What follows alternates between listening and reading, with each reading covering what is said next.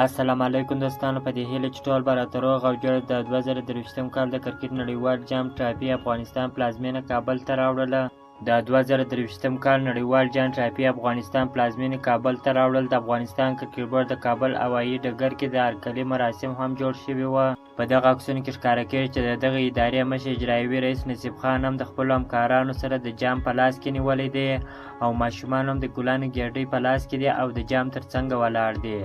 د افغانستان کرکټ ملي لوبډلې په دغه سیالۍ کې د ګډون دریم ځل دی چې دغه ټرافي افغانستان ته راوړل کېږي. ټاکل شوې ده چې د 2023 کال د ورځنیو لوبو د کرکټ نړیوال جام سیالۍ د راروانې اکتوبر میاشتې په 5مه نیټه به پیل شي. د دغو لوبو کوربتوب هندوستان لوبډلې کوي. د دغه هیواد په شمول به 10 لوبډلې پکښې لوبېږي. افغانستان، استرالیا، انګلند، بنګلادیش، پاکستان، نیوزیلینډ، نیدرلینډ، جنوبي افریقا، سریلانکا به ګډون پکښې کوي.